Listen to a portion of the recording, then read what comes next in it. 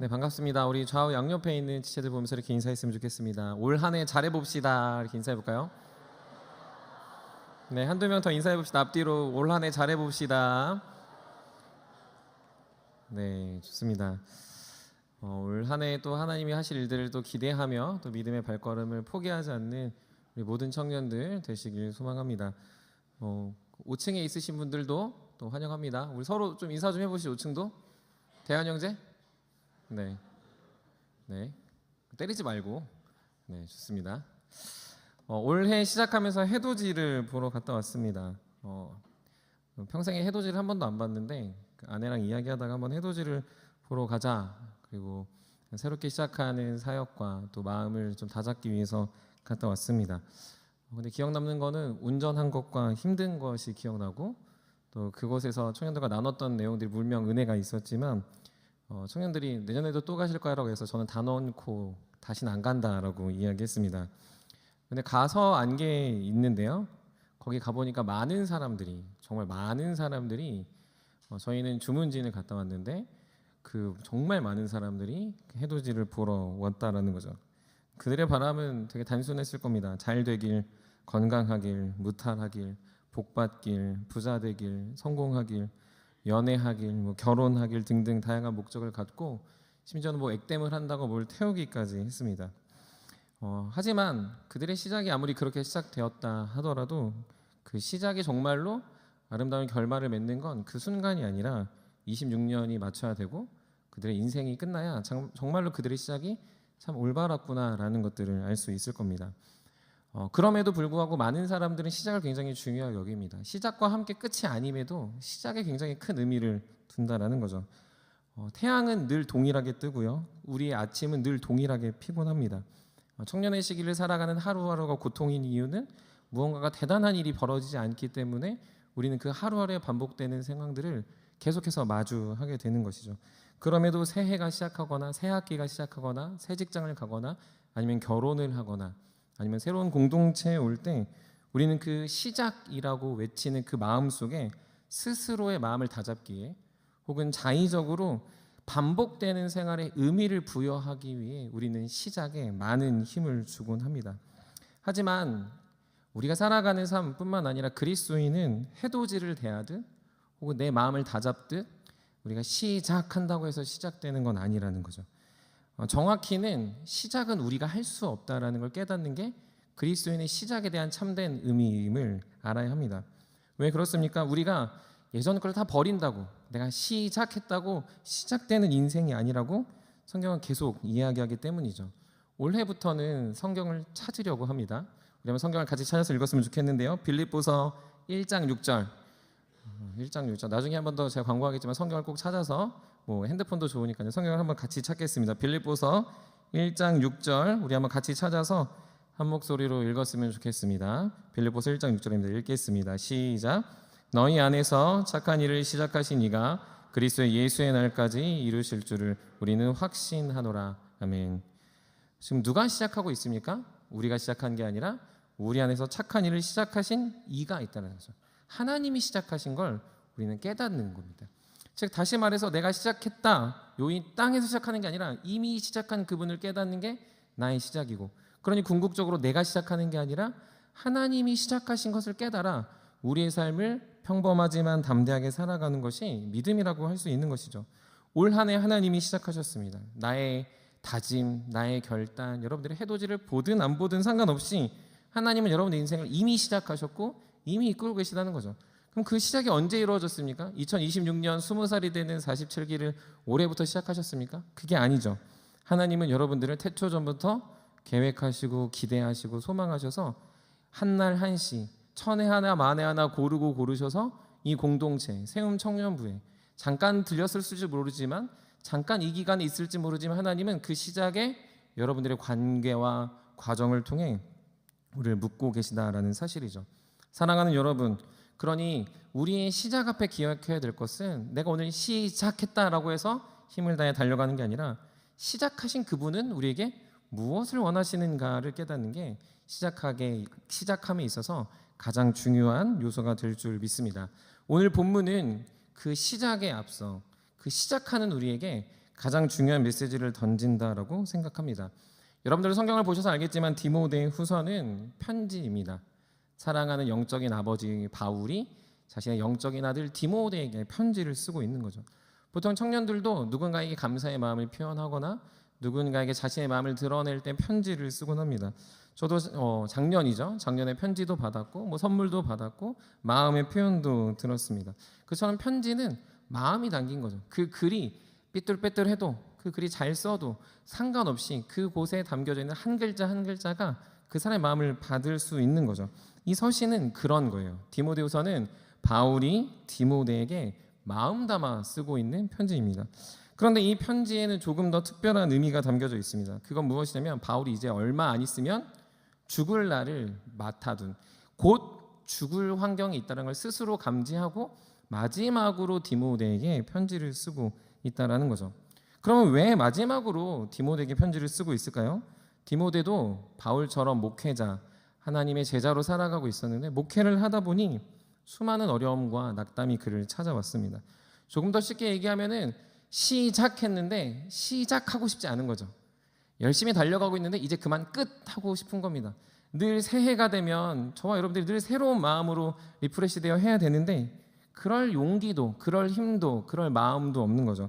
아마 오늘 본문에서는 그것들을 계속 격려하며 말하지만 이 디모데의 상황을 잘 살펴보면 아마 우리가 요즘 말하는 우울증에 빠졌을 것이고 자기 연민에 빠졌을 것이고 그의 상황에 아무나도 무기력감에 빠져서 내가 지금 이 사역을 해도 되나라는 너무나도 낙담 가운데 있었지 않았을까라고 생각이 듭니다. 우리 세움 청년들도 영혼들을 돌아보고 신방을 하고 양육을 합니다. 그래서 가만 보면요, 처음에는 호기롭게 시작을 합니다. 내가 영혼을 돌봐야지, 내가 영혼을 사랑해야지라고 많은 사람이 시작해요. 하지만 이내에 얼마 못 가서 너무나도 힘들어합니다. 힘들어하는 건 다양한 이유가 있지만 가장 대표적인 이유는 너무나도 사람을 사랑하는 게 힘들다는 거죠.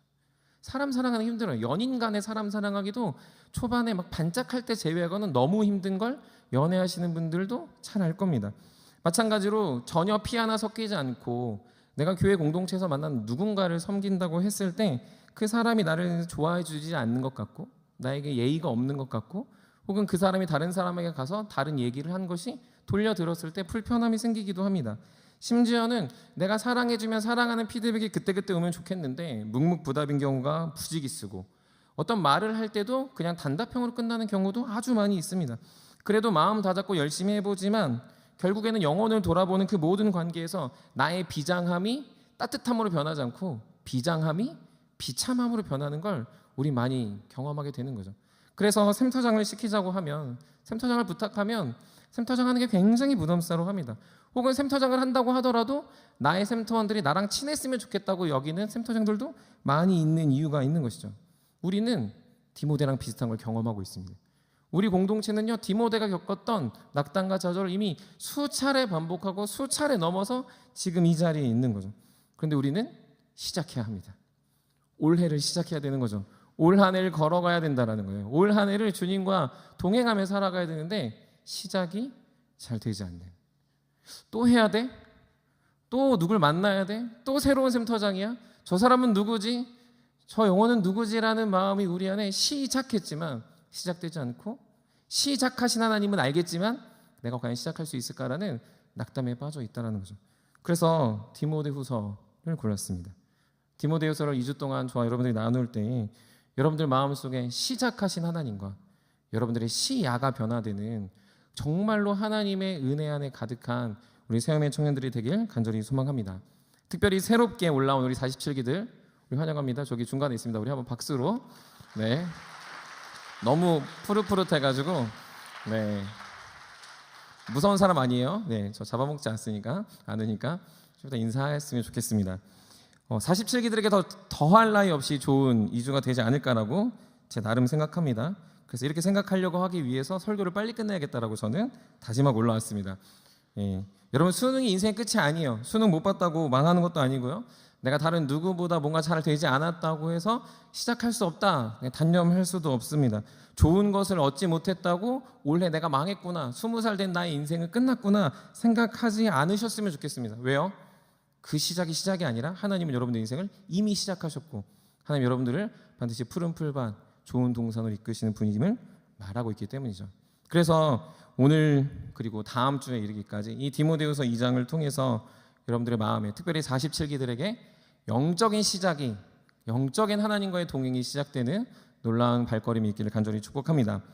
디모데후서 1장은 우리가 다루지 않았습니다. 하지만 1장은요 격려해요. 우리가 처음 만나면 그 사람 만나면 이런 얘기 하잖아요. 뭐 했어? 어떻게 지냈어? 힘들었구나. 뭐 이런 얘기 하는 것처럼 디모데후서 1장은요 바울이 디모데를 아주 많이 격려합니다. 힘들었구나. 복음 관계 고난 받아야 되는구나. 이런 얘기들을 해요. 그리고 2장에 이어서 본격적으로 바울이 진짜 할 말을 하고 있습니다. 그 내용을 압축해 보면 이런 겁니다. 하나님은 이렇게 일하셔. 하나님은 이런 분이야. 하나님은 이런 원리와 원칙을 갖고 있단다라는 것을 다시 한 번 더 이미 알고 있지만 더 힘주어 디모데에게 알려주고 있는 거죠. 디모데가 부닥친 난관, 디모데를 대적하는 누군가, 디모데 안에 수그러드는 사그라드는 자신의 열정들을 새로운 방법으로 동원시키는 게 아니라 이미 알고 이미 들었고 이미 수도 없이 귀에 못이 박히도록 들었던 하나님의 일과 하나님의 원리의 원칙을 설명하면서 디모데를 그 낙담의 자리에서 끌어올리고 있다는 것이죠. 디모데가 스스로 멈추려고 해서 멈출 수 있는 사역이 아니었습니다. 디모데가 자신의 역할들을 포기한다고 해서 포기할 수 있는 게 아니었죠. 그래서 디모데에게 진짜 필요한 게 무엇인지 바울이 생각한 건 무엇이냐면 그 안에 강해야 될 것과 그 안에 충성되어야 할 것이 무엇인지를 확인시켜주고 있습니다. 뭐라고요? 강해야 할 것과 충성되어야 할 것을 확인시켜주고 있다는 거죠. 사랑하는 청년 여러분, 우리 안에 강함과 충성됨이 넘치길 소망합니다. 우리 안에 시작을 하기 위해서 시작한 주님의 발걸음을 맞춰서 가려면요 강해야 돼요. 우리 옆에 있는 지혜를 보고 이렇게 인사했어. 강하십시오라고 인사해볼까요? 네. 그리고 두 번째 뭐가 필요할까요? 충성돼야 돼요. 우리 옆에 있는 사람 보고 충성되나 한번 잘 보십시오. 여러분들의 관상이 과만보안이 이제 배신자처럼 생겼다 하는 분들은 여러분들 마음이 그런 겁니다. 네, 다 충성된 강함과 충성됨이 필요하다는 거죠. 그래서 오늘은 이 두 가지 빨리 끝내려고 힘을 다하고 있습니다. 이 두 가지만 나누려고 합니다. 이 강해야 되는 것과 충성됨은요 어찌 보면 전쟁 용어, 군인들과 가장 밀접한 단어입니다. 그러면 무엇에 강해야 되고 누구에게 충성되느냐가 굉장히 중요합니다. 무엇에 강해하고 누구에게 충성되느냐가 사실은 바울이 이야기하고 있는 거죠. 운동을 열심히 한다고 강해지는 게 아닙니다. 디모데전서 4장 7절 8절을 보면요 육체 연습은 약간의 유익이 있대요. 저도 육체 연습을 요즘 6개월째 하고 있는데 약간의 유익이 있습니다. 손바닥에 굳은 살이 생기고 약간 조금 이제 근육이 생기고 이런 요즘 아주 약간 뭐 그 자랑하기도 뭐 민망한 아주 약간의 유익이 있어요. 근데 경건은 범사에 유익하다 이런 말을 하죠. 그것처럼 성경에서 우리가 강해지는 게 육체 연습하라 이런 얘기를 하는 게 아니에요. 경건을 연습하고 하나님을 배워가고 하나님을 알아가라는 걸 이야기하는 거죠. 충성도 마찬가지인 거죠. 목사님에게 충성? 그런 거 요구하는 게 아닙니다. 여러분들 교회 오면은 목사님이 신이야. 절대 아닙니다. 목사 말엔 다 충성해야 돼. 그게 아니에요. 여러분들 마음에 안 들면 안 들으셔도 돼요. 근데 제가 전하는 말이 하나님 말이라고 받아들여진다면 그건 충성해야 되는 거죠. 이게 무엇입니까? 누구에게 충성하냐면 하나님의 말씀을 대언하는 그 사람의 말하게 하신 분에게 충성하는 거지 목사에게 단순하게 충성하는 건 아니죠. 샘터장도 마찬가지고요. 어떤 지도부도 마찬가지고 다양합니다. 우리가 충성을 그냥 단순히 사람이라고 생각하면 안 되고 우리가 강해지는 방법을 나의 노력에 두면 안 된다라는 거죠. 그래서 우리가 1절에 보면 강해야 되는 것을 이야기하고 있는데 우리 한번 오늘 본문 1절 다 같이 불편하겠지만 우리 47기들이 한번 크게 읽어주시면 감사하겠습니다. 굉장히 불편하겠지만 1절 한번 크게 읽어주세요. 1절입니다. 시작. 우리 다 같이 읽겠습니다. 시작.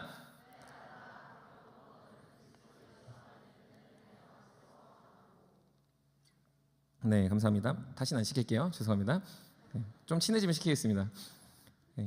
은혜 안에 강하, 그리스도 예수 안에 은혜 안에 강하라라고 이야기합니다. 이 말을 보면서 이게 무슨 말이야라고 고민할 분은 아마도 없을 겁니다. 그리스도 예수 안에 있는 은혜가 무엇일까요? 다양한 걸 거기에 삽입하고 넣어도 무방합니다. 구원, 영광, 하나님 나라, 나의 회복, 하나님의 기적, 하나님의 도우심 이런 게 다 그리스도 예수 안에 있는 은혜라고 치환해도 별로 어색하지 않습니다. 작년에 우리가 청년들하고 나눴던 코그니티오 예수라고 말했던 하나님의 언약, 하나님의 함께하심, 하나님의 친구 되심도 사실 그에 합당한 하나님이 우리와 함께하시는 그 안에 있는 은혜라고 이야기하는 거죠. 근데 오늘 본문에서는 사실 그 이야기를 하면서 1절부터 13절까지 굉장히 강조하는 것이 있는데 그건 8절에 있습니다. 우리 한번 8절 말씀 같이 읽어보도록 하겠습니다. 다 같이 읽겠습니다. 시작. 내가 전한 복음대로 다윗의 씨로 죽은 자 가운데서 다시 살아나신 예수 그리스도를 기억하라. 뭐라고요? 기억하라. 그 은혜를 얘기하면서요, 은혜가 공허한 게 아니라는 거예요.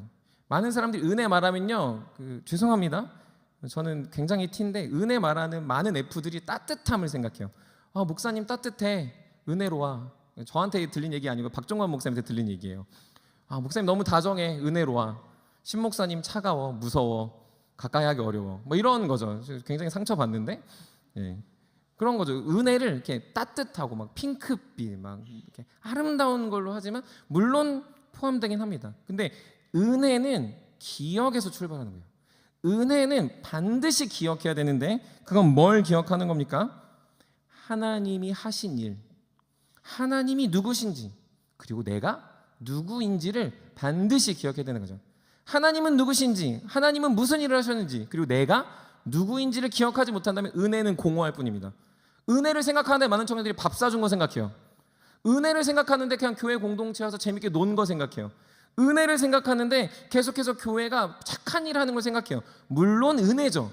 하지만 그게 진짜 은혜로 받아들여지면 하나님은 누구신지, 하나님은 무슨 일을 하셨는지, 나는 누구인지에 대한 기억이 없다면 그 은혜는 공허할 뿐이죠. 여러분들의 신앙생활이 공허한 이유는 거기에 매말려 있다는 거예요.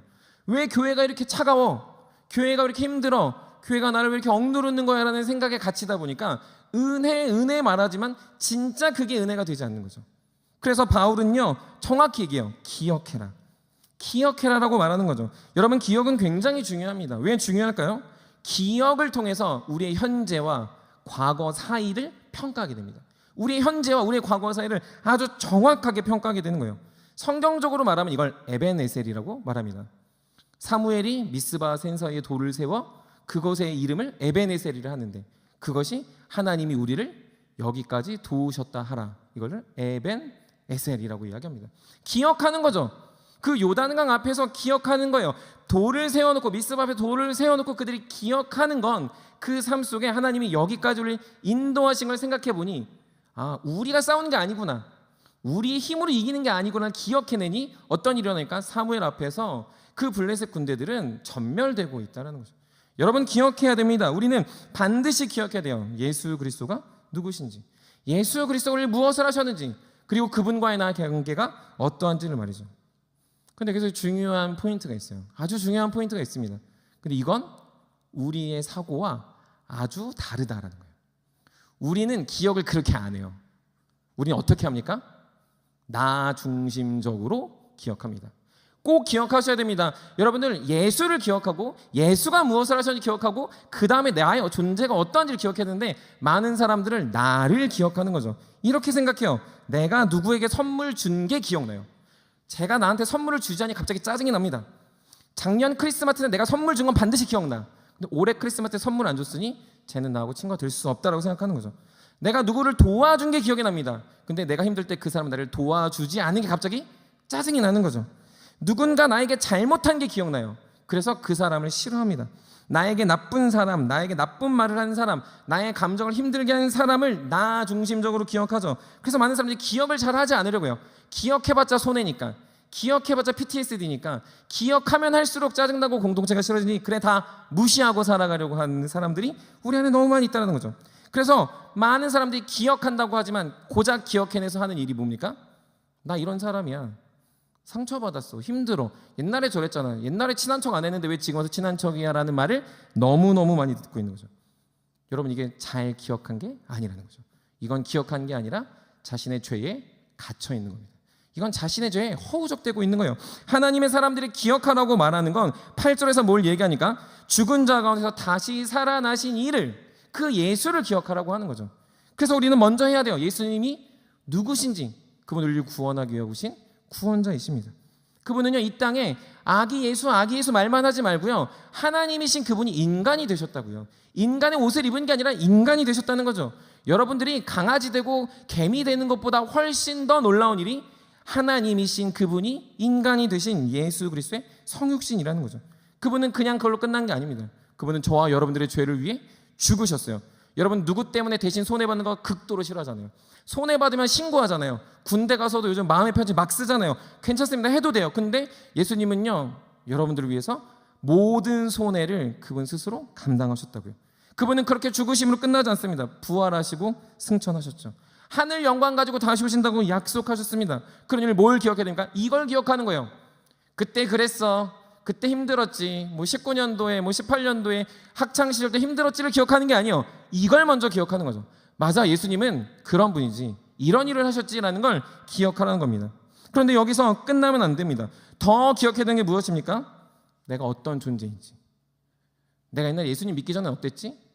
내가 옛날에 교회를 열심히 안 다닐 때 내가 어떤 말을 했지? 내가 얼마나 죽어 마땅한 존재인지를 생각해야 되는 거예요. 내가 얼마나 하나님을 대적했지? 내가 얼마나 하나님의 사람들을 힘들게 했지? 조금 더 나아가서 나를 챙겨주는 샘터장들을 내가 얼마나 욕했지? 내가 얼마나 예배를 드리면서 하나님을 대적했지라는 것들을 끊임없이 생각하는 거죠. 근데 생각하다 보니까 내가 예배가 감격이 되고 찬양이 은혜가 되고 모든 사람들이 사랑스러워지는 그 지점과 그 지점의 사이의 간극이 너무 크고 형언할 수 없으니 감사가 되고 눈물이 되고 기쁨이 되는 거죠. 거기서 또 멈추선 안 돼요. 그런 나의 삶이 얼마나 영광스러운지 깨닫는 겁니다. 성경은 뭐라고 이야기합니까? 우리 아침 안개 같다고 이야기합니다. 여러분, 안개를 잡아보신 적 있으십니까? 안개가 저녁까지 있는 거 보셨습니까? 안개는 순식간에 사라져. 심지어 먼지 같다고 이야기합니다. 그런 나를 부르셔서 하나님의 영광을 이루신다고 약속하신 거죠. 하나님의 일들을 이루신다고 영혼을 맡기신 거죠. 하나님이 제일 사랑하는 영혼, 하나님이 핏값 주고 사신 교회를 먼지 같은 저와 여러분들에게 맡기셨다고요. 놀랍지 않습니까? 그냥 하나님이 하신 일, 내가 얼마나 부족한지 깨닫는 것도 감사한데 더 나아가 우리가 죽어 마땅하고 먼지 같은 존재들인데 영원하신 그분이 유한한 우리에게 그분이 가장 사랑하는 영원한 영혼과 하나님의 교회를 맡기셨다는 그 사실에 감격하지 않을 사람이 과연 누가 있다는 거예요. 그걸 기억하면 기억할수록 내가 좀 힘들어도, 우리가 답답해도, 시작하기 어려워도, 새해가 나에게 소망이 되지 않아도 그분을 바라보며 시작하신 그분과 함께 한 발 내디딜 수 있는 게 우리가 기억해야 되는 이유인 것이죠. 사랑하는 세우미 여러분, 올 한 해 여러분들은 무엇을 기대하고 무엇을 기억하며 새해를 출발하려고 하십니까? 여러분들의 믿음과 신앙생활, 특별히 47기들 새로운 20살이 되어 무엇을 기대하며 20살이 되셨습니까? 바라기는 이 예수 그리스도 안에는 그 은혜를 깊이 기억하여 여러분들의 남은 삶, 여러분들의 모든 삶, 여러분들의 재능과 능력과 물질과 모든 것들이 주님의 영광이 되시기를 주님으로 간절히 축복합니다. 요동치지 않는 굳건한 반석에 여러분들의 삶을 올려놓아 내가 시작한 것이 아니라 그분이 시작하셨으니 그분이 끝내실 것들을 확신하며 여러분들의 모든 것들을 그분께 올인할 때, 여러분의 모든 것을 주님께 내어드릴 때 향기나는 인생, 복된 인생이 될 줄 믿습니다. 특별히 부탁드리고 싶은 건 여러분들의 상황에 갇히지 마십시오. 여러분들의 마음에 머뭇하지 마십시오. 작년에 나 때문에 시작하지 못한다, 나의 성향은 이래서 할 수 없다에 갇히지 마십시오. 한숨만 짓지 마십시오. 회복을 어떻게 하는 거야, 회복할 방법 좀 알려줘 라고 여러분들 그 말에 갇히지 마십시오. 왜요?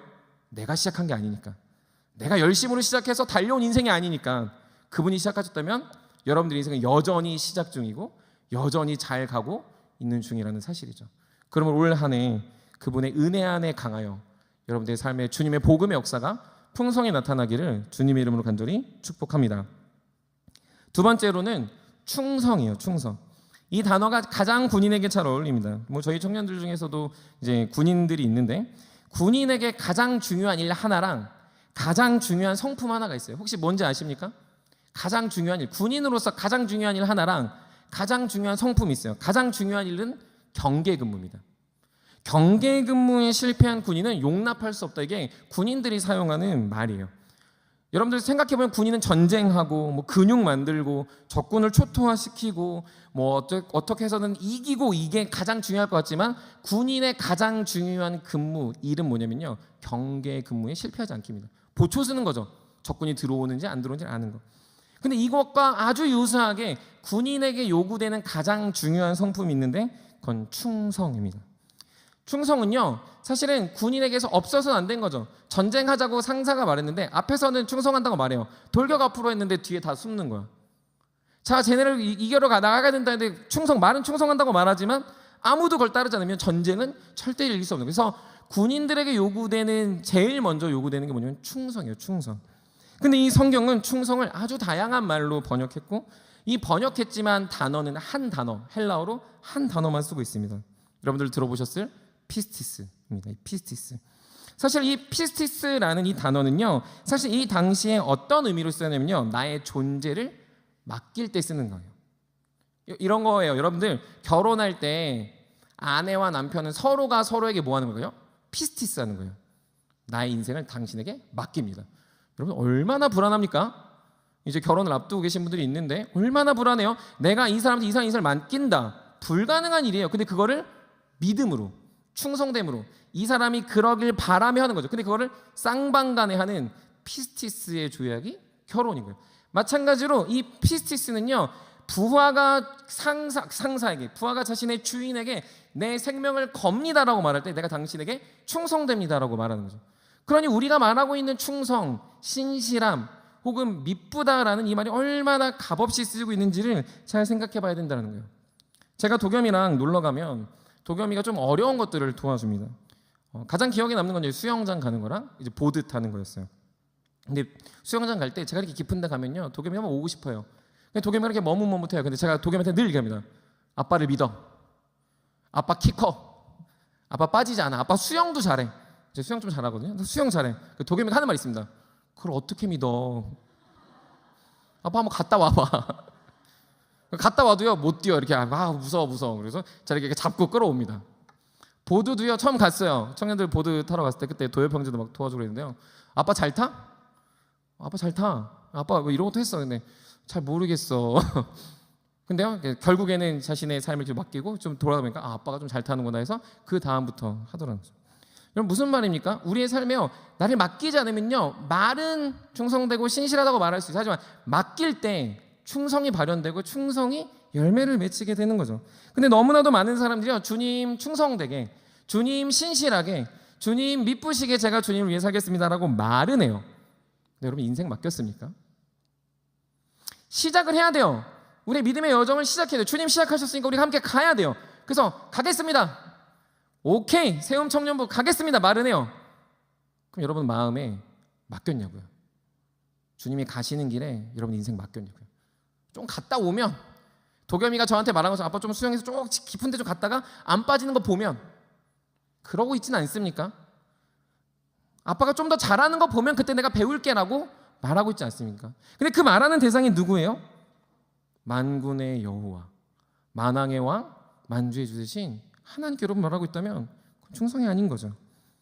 군인 앞에서 돌격 앞으로 할 때 그 상사의 말에 충성하는 건 그 사람이 이기게 할 것이 아니라 우리가 충성됨을 통하여 이길 수 있다라는 그 존재의 맡겨드림이 돌격할 수 있는 거죠. 그런데 하물며 군인도 그런데 너무나도 많은 그리스도인들이 주님 사랑합니다, 주님이 선하십니다, 주님은 신실하십니다라고 말은 하지만 우리는 정작 주님 앞에 신실함의 아주 발톱만큼도 못한 것들을 보여주고 있다면 우리는 시작하신 그분은 멀리 가고 우리는 계속 머뭇머뭇하며 뒤로 물러가는 인생이 될 수 있다는 거죠.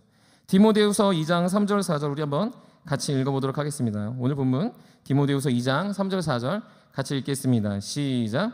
너는 그리스도의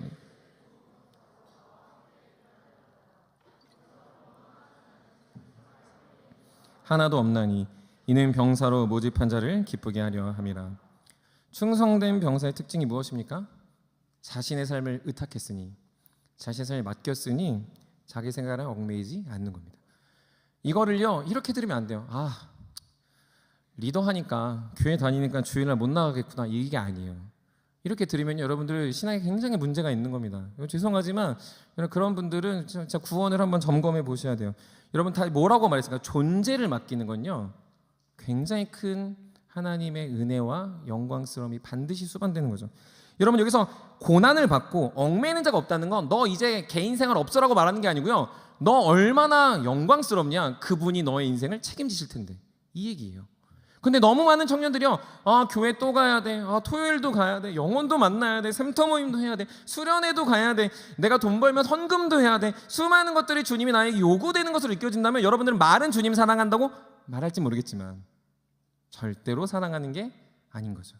다른 말로 하면요, 여러분들의 믿음의 시작을 아직 제대로 걸어보지 못한 사람일 수 있다라는 사실이죠. 특별히 47기들 학생 시절을 살아가고 젊은이 시절을 살아가면서 나왔을 때 20살이 되어 여러분들의 마음속에 나가서 술 먹자, 놀자, 클럽 가자, 내가 흥청망청 살자라는 마음이 여러분들의 마음이 있고, 교회 와서는 주님 사랑합니다, 내가 주님을 위해 살겠습니다라고 말을 하는 건 아무짝에 쓸모없다라는 거예요.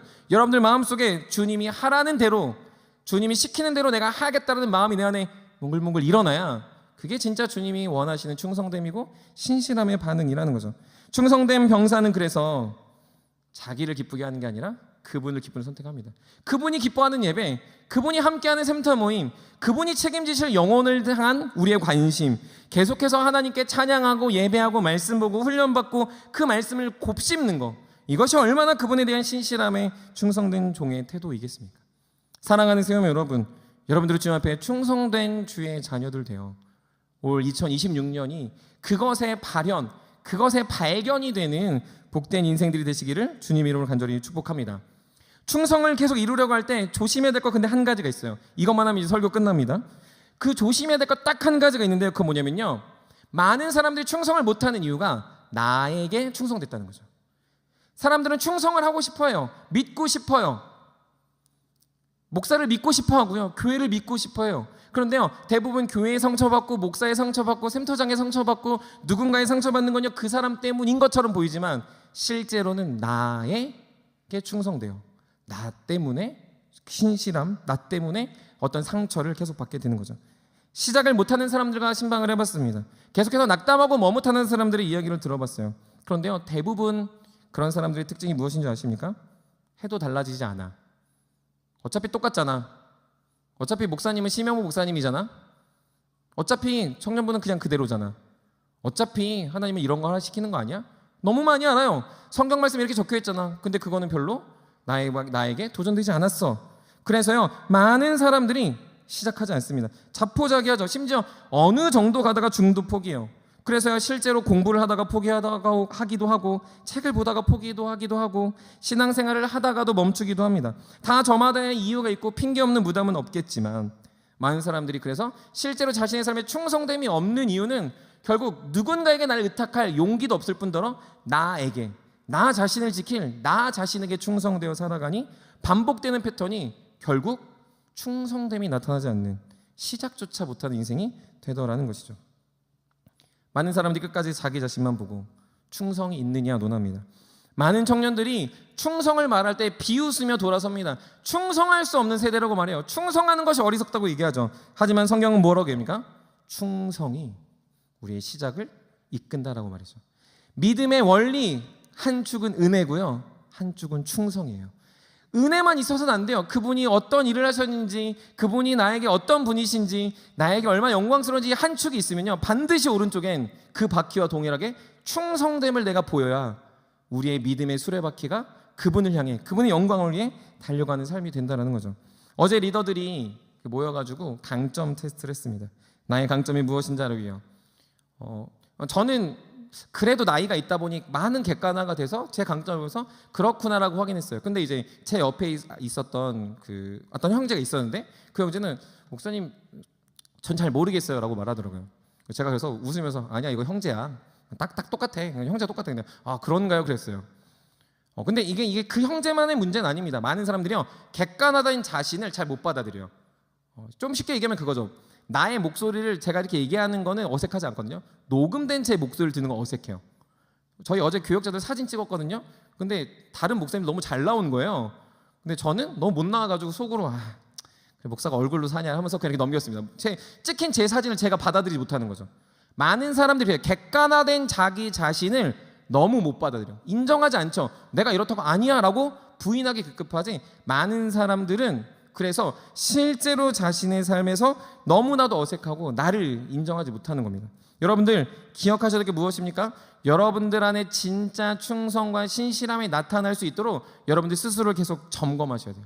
여러분들 삶에서 정말로 내가 충성됐는가, 나의 삶에 이 오른쪽 바퀴가 한쪽의 축이 충성으로 계속 나타나는가를 서로 점검하고 서로 돌아보며 그것을 확인할 수 있는 2026년이 되어야 한다는 거죠.